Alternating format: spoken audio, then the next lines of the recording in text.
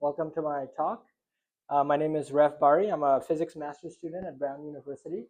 Today I'm going to be discussing a satellite proposal that Brown and Columbia University are developing to capture the first video of a black hole. I'm going to make that statement technical and precise in a few slides. But essentially what we're developing is a VLBI radio telescope in low Earth orbit that will observe black holes at 86 gigahertz. At any point during the talk, please feel free to interrupt me with any questions, any objections, and strong skepticisms. So this is the basic principle behind the satellite proposal we're developing. This Pathfinder satellite will be operating in low Earth orbit, just about 400 kilometers from the surface of the Earth. And the key idea is that low Earth orbit gives you the time resolution, the temporal resolution required to resolve the accretion disk of Sagittarius A star. Why? That will hopefully become clear in a few slides. But the essential idea is that we will be co-observing black hole targets with another radio telescope known as the Black Hole Explorer satellite, which is a proposal being developed by Harvard and the Japanese Space Agency. And the idea is that we would correlate our radio signals on the ground with the Event Horizon telescopes and combine our radio signals to get a clear video of the black hole. So when I say video of a black hole, let's make this more precise. What time scales am I talking about here? Well, if we look at Sagittarius A star, the black hole at the center of our Milky Way, the orbital period of Sagittarius A's accretion disk is on the order of 30 minutes. Now, what exactly it is, we don't know, because the spin of Sagittarius A is not well constrained. Its mass is well constrained, but spin is much more difficult to constrain. You can make preliminary measurements on the spin based on the bending of light and polarization of light near the black hole, but the constraints on the spin are not as well defined as the constraints on mass for Sagittarius A star. So the essential idea is that if you'd like to time resolve this accretion disk, you need to be taking pictures of the accretion disk on sub-ISCO timescales. So you need to be capturing an image of the black hole on less than 30-minute timescales. And a low Earth orbit, it seems, affords us the temporal resolution required to resolve the accretion disk. According to some of the preliminary results that I'm going to show today, with a low Earth orbit VLBI satellite, you can capture an image of Sagittarius A star once every 22 minutes or so, which is below the sub-ISCO time requirement. I'm going to be getting into all of this in a moment, but the end result, once you have a video, what do I mean by video? What I mean is you've got several pictures of the black hole's accretion disk evolving in time, and once you stack those pictures up, you can trace the evolution of the hotspots in the accretion disk over time. And so these results are not for Sagittarius A star. This is for M87. So that's why the temporal resolution required is much, the requirement is not as stringent. M87's accretion disk has an orbital period about 1,000 times longer than Sagittarius A star. That's because it's simply a much bigger black hole. It's a billion mass solar mass black hole instead of a million solar mass black hole. And so if you'd like to create a video of M87, the requirements in terms of temporal resolution are not as strict as for Sagittarius A star. So creating a video of M87 can be done with a telescope, a radio telescope that's in medium Earth orbit. But for Sagittarius A, this is not the case because the orbital timescale is much shorter. And so that's where this low Earth orbit satellite comes in. So before I show all the results today, I'd like to thank some of the collaborators that we've been working with. Our advisors are Suvi Gazari, Crystalline Smith, Travis Fisher, Luke Anderson, Rick Fleeter, Ben Hudson, and some of the BHEX the Pathfinder team at Brown University and Columbia. Some of the folks here are Graham, Mia, Sebastian, who's here, Ariel, who has, she's not here yet, but she's the reason I'm here and not still in Brown. Yeah, we drove, I had to wake up at 5 a.m. today, believe it or not, to be here. But yeah, so all of the work is in collaboration with these folks. So this presentation is a bit long.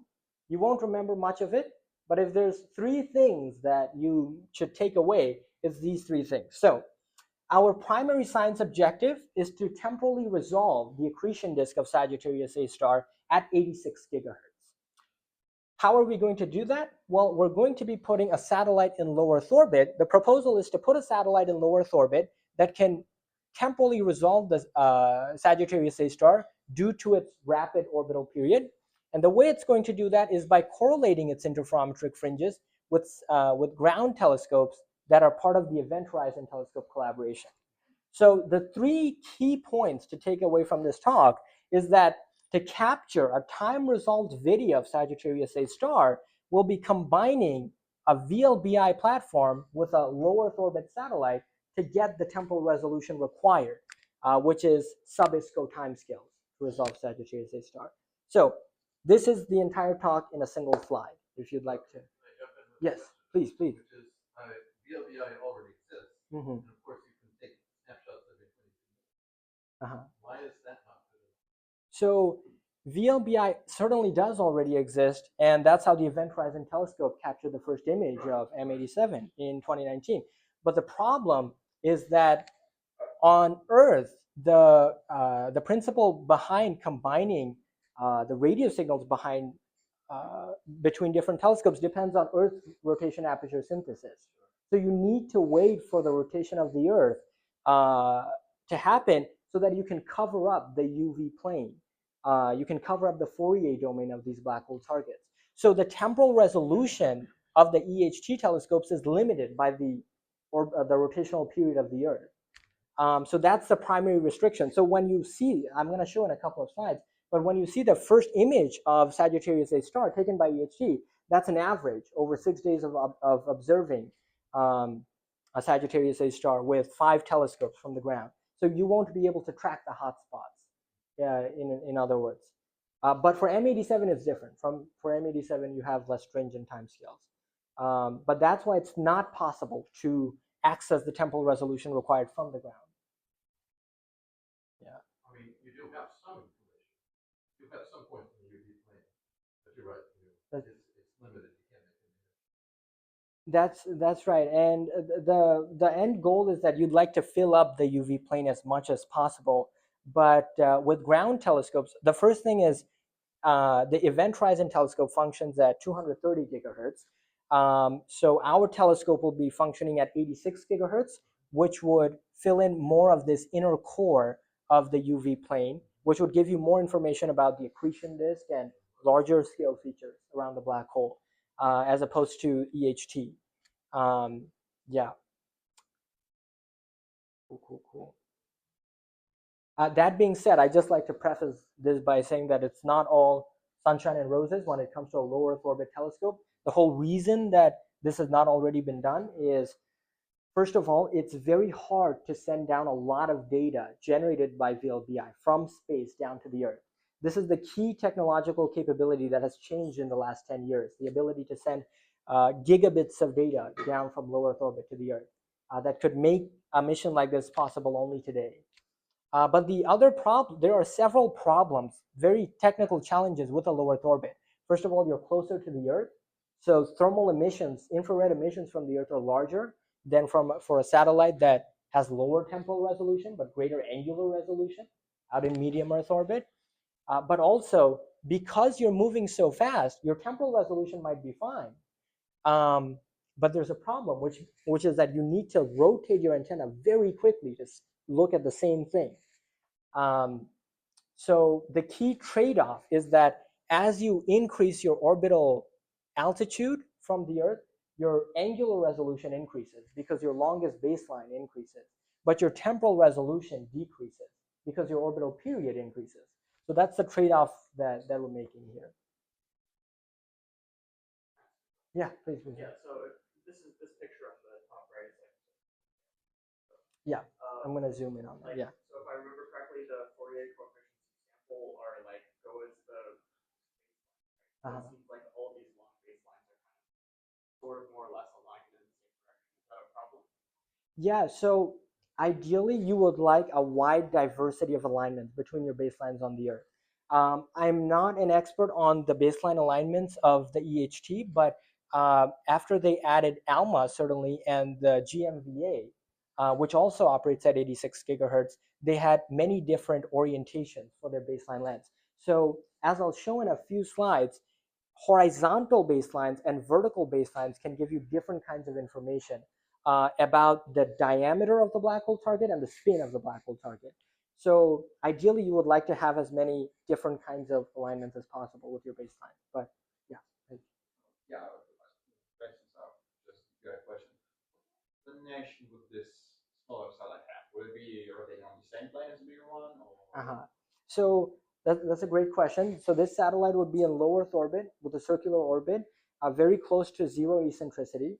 And it would have an inclination that would be above about 78 degrees. Now, why is that? It turns out that at higher latitudes, the amount of data you can send down, your ground coverage is higher at higher latitudes. So that's one reason why we selected higher latitudes above 78 degrees for our orbital inclination. But that also impacts your angle of elevation with respect to the target.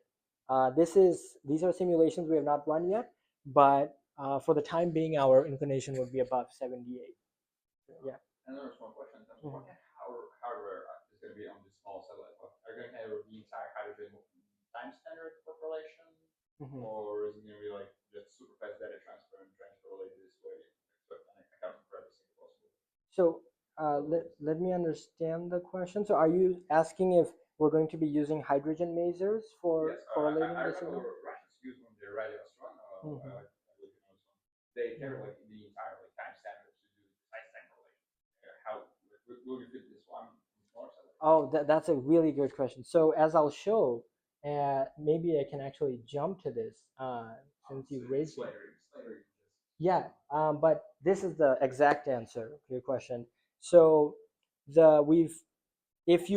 to perform very long baseline interferometry, you need to know exactly when your radio signals are hitting your antenna. So you need a very precise atomic clock. Hydrogen masers are too heavy to put on a small satellite. As I'll show in a few minutes, this is a small satellite only in name. It will become clear what the swap requirements are. This satellite would be about 100 kilograms in weight, 500 watts in power, and about $25 million in cost. But the ultra-stable oscillator that we tentatively are looking at is the oscillator that flew on the JUICE mission for the European Space Agency, and the USO being developed for NASA and ESA's LISA mission. So both of these would satisfy two constraints that you need for ultra-stable oscillators. One is that you need less than 1% phase error in your signal, and one is that you need less than 10% coherence loss in your signal. And so these are the tentative oscillators that we're looking at. But basically, LISA's oscillator would do the job, which is currently under development. But yeah. Yeah. I read your proposal. Thank you for saying it. That really what's driving the choice of 86 gigahertz versus a higher frequency 345 that BHEX has. Really that, rather than filling in the short baselines, can't achieve the coherence that you need. So the short answer is no. The reason why we selected 86 gigahertz is for several reasons, but the main reason is feasibility and cost. So if you operate at 345 gigahertz, several things happen. First of all, your antenna is much more sensitive to higher frequencies. So that means any small surface error, any error greater than about 40 RMS, 40 micrometers for your antenna would mean that you suffer more than 1 degree phase error in your signal. So at higher frequencies, you have to have a better antenna, and you have to cool down the antenna to sub 15 degree Kelvin temperatures. Why is that? The temperature affects the noise that enters directly in the noise. That's right. It's only the quantum noise. That's right. So the reason why, so let me just come in over here. So here's where the observing frequency makes a direct difference. Oh, maybe you don't see it in this slide. Okay. But so if you observe at 345 gigahertz, first of all, you need a better clock. You need a better atomic clock. Yes. So because your phase error would be greater at higher frequencies. That's right. That's right. Also, at 345 gigahertz, you would be examining more horizon scale features of the black hole as opposed to more larger scale structures like the accretion disk or jets. So yeah.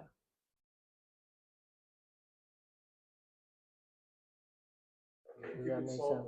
You could make available fish. I guess the BHEX people think they could do. Could you afford to have two receivers? One at 86 and one at Yeah, so the BHEX team has a dual frequency receiver system, and they need it for making sure their higher frequency measurements are they're using frequency phase transfer so that their lower frequency measurements are essentially a ruler they can use to calibrate their higher frequency measurements at 345. Now, for our satellite, as I'll show in a moment, adding a dual frequency system makes the internal design of the satellite much more complicated. It exceeds the size, weight, and power requirements for our NASA Pioneers program mission. So what the kind of trade-off we've made is that we would be only observing at 86 gigahertz, not higher frequencies. Yeah. Yeah. Yeah. So essentially, the short answer is feasibility. To make the mission more feasible, we're observing at a frequency 3 times less than BEX. Now that raises a problem, right? Because the Event Horizon Telescope only operates at 230 gigahertz. So that raises a major problem, which is how do you correlate your radio signals with ground telescopes if VHC is only at 230? And so right now the answer we're looking into is the future. Essentially, by the time that NGEHT, Next Generation Event Horizon Telescope, is operational, in about a decade, it should support both 86 and 345 gigahertz observations. So it can do multi-wavelength. That's one scenario. The other thing is GMVA, the global millimeter VLBI array that consists of the Green Bank telescope or Haystack, already has 86 gigahertz supporting observatories. So the problem of 86 gigahertz is, at least tentatively, that we have a few supporting ground stations that do observe at 86, and hopefully more when NGEHT becomes operational in about a decade. There's also been a lot of progress being made with compact clocks, optical clocks. Lincoln Labs people hoping to do something that's sort of a meter size. Let him get on to it. We're asking all the questions. No, but this is, actually, I mean, if you're talking about a 10-year horizon. Yeah. Waiting for 86. That time, they also have. Right. Yeah, by that time, Lisa's USO should be ready, for instance, which is much better than the 2 orders of magnitude better than current USOs. But yeah. Okay, good. So let's see.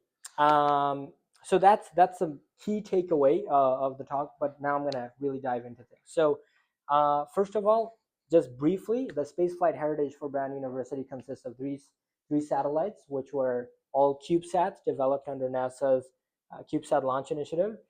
Chandler Stevenson actually led the development of PVDX here, which will fly, I believe, next year, possibly, if funding survives.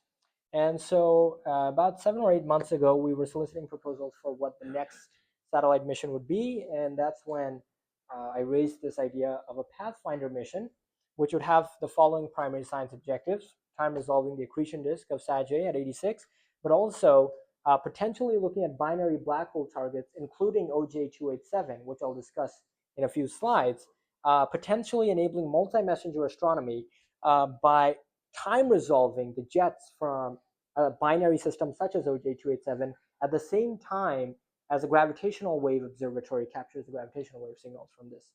And finally, our last secondary science objective is to conduct an 86 gigahertz survey of the night sky using VLBI, looking at quasars and blazars and other high flux density targets. This is the main science traceability matrix for our telescope. This is too much text for one slide, but the key takeaway is our three main science objectives, which is to understand black hole formation, specifically by constraining the mass, spin, and luminosity of Sag-A and M87, to look at binary black hole targets at 86 gigahertz, specifically OJ287. I'll discuss why we're so focused on OJ287 in a minute. It turns out that OJ287 has an optical outburst every 12 or so years.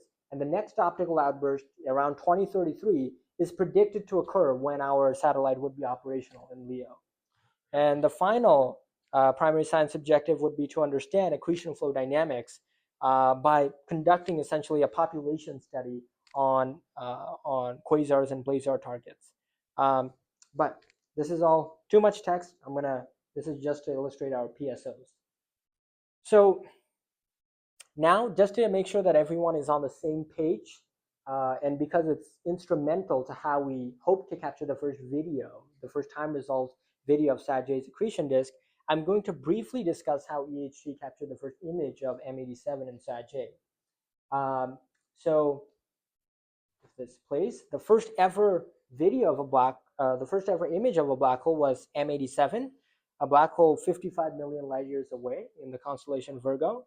And if you zoom in to this constellation a little bit faster, maybe, then you will see this this giant galaxy in the optical regime. If you look a little bit in the radio, you'll see the fade of a jet coming out of the active galactic nuclei. You keep zooming in, keep reducing your angular resolution, the jet becomes prominent, and ultimately at 230 gigahertz, you see the supermassive black hole at the center of M87. This is a billion solar mass black hole, and this was behind the first ever image of a black hole. And so looking at a multi-wavelength picture of M87, this is what we see at low frequencies. But as we go from, I don't know what the exact frequency here is, but as we go from about 86 to 230 gigahertz, the optical depth of the jet and the accretion disk slowly reduces, and you're ultimately left with the black hole shadow at 230 gigahertz. And the second famous image of a black hole was, of course, Sagittarius A star. Andrea Ghez and her team at UCLA are famous for putting constraints on the mass of Sag-A by looking at the orbits of stars near the center of the Milky Way. The closest that any of these stars get to Sag-A is about 1,000 times the Schwarzschild radius of Sag-A. So despite the fact that they're quite far from the supermassive black hole, you can clearly see how much of an effect the black hole has on their trajectories. And so all of these, both of these images were taken using VLBI, which is a process of combining radio signals from multiple different radio antennas by correlating their signals and seeing exactly when these radio signals hit each antenna. Now, I'm going to make this more precise in a moment. This is the big picture behind capturing an image of a black hole. You need to use radio telescopes. You cannot use optical telescopes. VLBI does not work with optical telescopes. It's very hard, for reasons that I'm not an expert on, very hard to correlate the precise time of arrivals for optical wavelength photons as opposed to radio wavelength. And so using radio telescopes operating at 230 gigahertz, the EHT samples the black hole in the Fourier domain on the UV plane. And the better you can sample the black hole on this UV plane, once you implement the inverse Fourier transform, the better your reconstructed image of the black hole target. And so ideally, if you filled up the Earth with radio telescopes all around the world, of course, we're all laughing because NSF, but then you would get perfect coverage of the UV domain. You'd get perfect coverage of the UV plane. In reality, if you have just two telescopes, for instance, of course, if you have just one telescope, then you can't correlate any signals. What each telescope is measuring is the electric field intensity near these black hole targets. And so this UV plane is just a Fourier transform of these electric field intensities, as I'll show in a moment. But each pair of telescopes defines a unique baseline vector on this UV plane. And because this UV plane is symmetric, each point also samples its opposite partner across the plane. And so exactly as you were mentioning, how does the EHT create a picture from such a sparse set of data? Well, one of the things that they can do is wait for the Earth to rotate. As the Earth rotates, the projected distance between each of these telescopes, the projected length of each of these baselines, creates these UV tracks on the Fourier domain, slowly filling up the Fourier domain. And so over 6 days of observing Sagittarius A, oh, actually this is M87, you get something like this. As you cover up the UV plane better and better, the reconstructed image improves better and better. Let's see if this restarts. You can see at first it'll seem to be 2 horizons, but of course that's not physical. And as the UV coverage improves, you'll see one event horizon and the black hole shadow begin to emerge. So this is the practice of Earth rotation aperture synthesis, but it's limited by the orbital period, the rotational period of the Earth. So now I'll briefly discuss the next step with the Event Horizon Telescope, which is a satellite mission being developed by Harvard and the Japanese Space Agency, BHEX. Now, for legal reasons, I've been asked to state that we are not affiliated with nor supported by the Black Hole Explorer mission at Harvard or the Event Horizon Telescope. Although once we're further down the line, we have to co-observe black hole targets with them. So the main mission parameters of the Harvard satellite is it's a radio antenna that will essentially fly out to medium Earth orbit, operating at a dual band frequency of 86 and 345 gigahertz. The reason why the Harvard telescope uses a dual band frequency is to perform frequency phase transfer, make sure that their high frequency data their lower frequency data can serve as a kind of ruler for their higher frequency data. This mission is going to last about 2 years, and its primary science objective is right here. The primary science objective of the BHEX mission is to improve the angular resolution of the EHT image by an order of magnitude, from 23 microarc seconds to 5 microarc seconds. Now, what do you get from improving the angular resolution by an order of magnitude?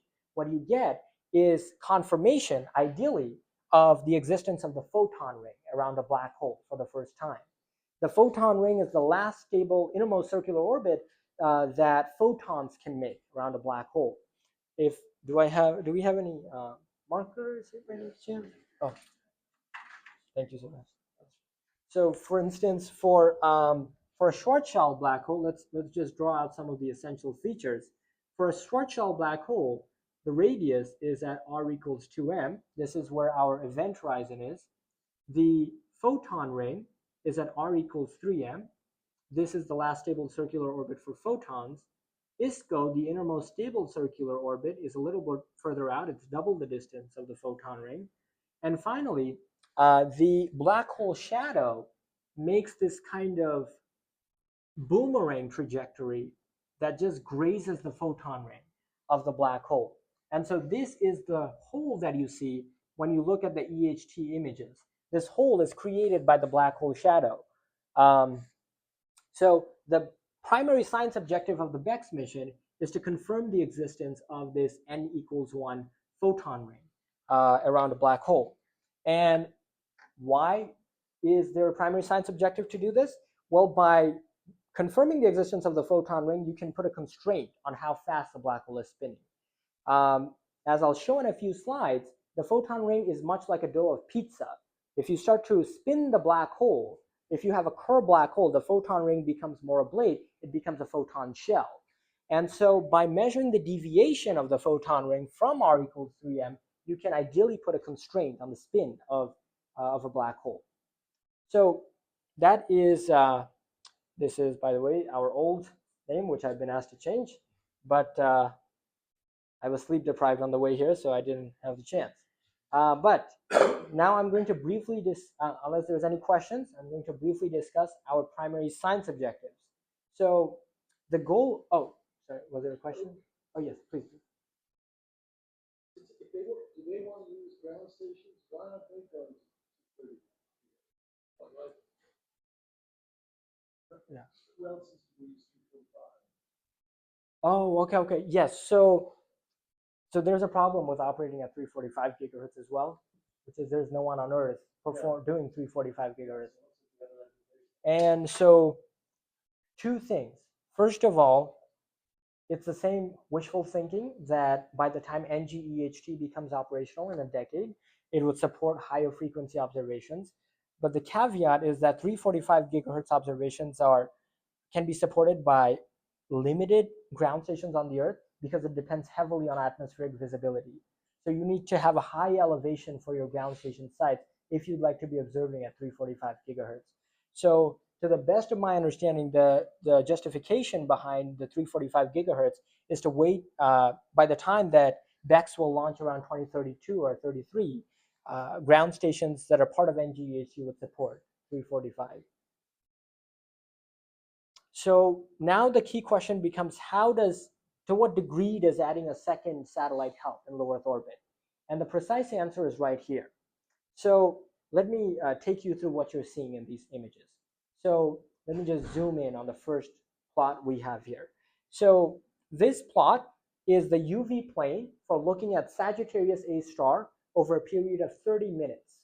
So this plot captures the UV coverage using only the Event Horizon telescope operating at 230 gigahertz for a period of 30 minutes. You essentially get a snapshot image of Sagittarius A star with a 20% radio coverage. I'm going to show the reconstructed images in the next slide, but this is what the EHT can capture with Sagittarius A in 30 minutes. The reason why we're using 30 minutes here is that's the time scale of the accretion disk of Sag A. Now you add one telescope in low Earth orbit, that adds significant temporal resolution. And why does it do that?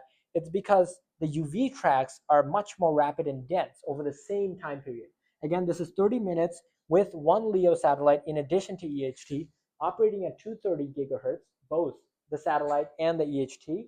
And this achieves a UV coverage of 56%. Now, the question is why? And also there's an asterisk mark. Why does adding a LEO satellite help this much?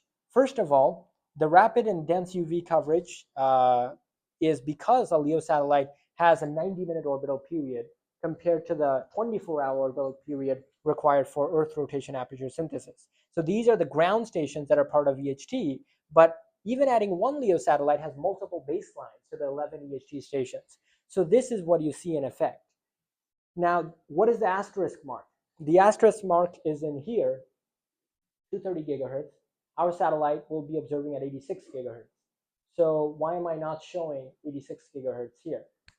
The short, yeah. Please. Those tracks have a finite width. Is that due to the bandwidth? In other words, given geometric baseline, you get multiple LEO lambdas. Or is it something else? So I don't have a good understanding of why these have a finite width. This comes from an algorithm called Primo that the Event Horizon Telescope collaboration uses to reconstruct the images. But yeah, maybe there's a better explanation here. It,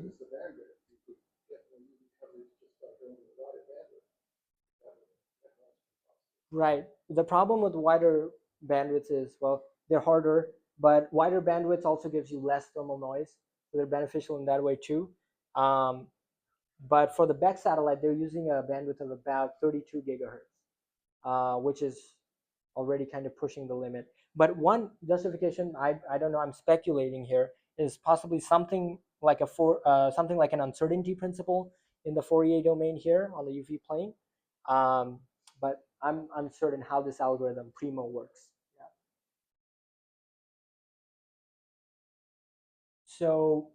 So this is the essential justification for adding a satellite in LEO. We are now doing simulations with co-observations at 86 and 230 gigahertz. The library used to make these simulations did not support multi-wavelength frequency observations until very recently. So that's what we're doing. And if you keep this cycle going, of course, add more satellites in low Earth orbit, of course, your UV coverage improves even more over the same 30-minute time scale. So in terms of reconstructed image quality, this is what we're looking at. If you perform the inverse Fourier transform, first let me just zoom in here. This is what a reconstructed image using just EHT observing for 30 minutes would look like, a 20% UV coverage. It's essentially a more blurry image of the donut 2019 image. But adding a single satellite in low Earth orbit now enables you to track hotspots in the accretion disk of Sag once you've achieved 48% radio coverage, UV coverage. And of course, this cycle continues for more and more satellites. So this is the essential benefit in adding a LEO satellite. By tracking these hotspots in the accretion disk over time, you can put a constraint on the spin of Sagittarius A star, and from the spin of Sagittarius A star, you can test whether it's the black hole powering the jets coming out of either M87, or for Sagittarius A star, it's not known if no jet has been observed yet. Yeah. So now I'll briefly discuss the mission parameters for our proposed satellite mission and why we selected a low Earth orbit as our, in addition to temporal resolution. It turns out that low Earth orbit is beneficial for interstellar scattering, among other reasons. But ISM scattering is a major problem when it comes to trying to capture a video of Sagittarius A star. Sagittarius A star is right in the middle of the Milky Way galaxy, and so that means ISM scattering for Sagittarius A star is a factor of 1,000 times worse than M87, which is off the galactic plane. And so ISM scattering is not as much of a problem. Temporal resolution is not as much of a problem for M87. So essentially, M87 is an easier target in many ways than Sagittarius A star, perhaps even a calibration target. So first and foremost, this, do we have... ISS would be less severe than the higher frequency. That's right. That's right. And so this is something that hurts us at 86 gigahertz. We experience more ISM scattering, but something that works in our favor in terms of ISM scattering, as I'll show in a few slides, is our baseline length with the Earth. ISM scattering also depends on the length of your longest baseline. And so because the BHEX satellite is out in medium Earth orbit, about 50 times further than BHEX Mini, than Pathfinder, it will suffer less ISM scattering despite the fact that it's operating at a observing frequency 3 times less. Now these are, I have to state, still preliminary calculations. So these are things we're working on right now for ISM scattering. But these are the preliminary swap requirements for our mission. It would be about 100 kilogram satellite, consuming about 500 watts of power, costing about $25 million. And this fits the constraints of a NASA Pioneers program mission. NASA sends small satellite missions up to the International Space Station every 4 or 5 years with a cost cap of $20 million and weight cap of about 100 kilograms. And these are the essential parameters for our proposed satellite mission. The SEFD, this gives you a sense of how powerful this sensitive the telescope is about 32,000 Jansky's. I'll show how that compares with other telescopes in a moment. The thermal noise, usually you would like a thermal noise. Oh, any questions? Oh, yeah.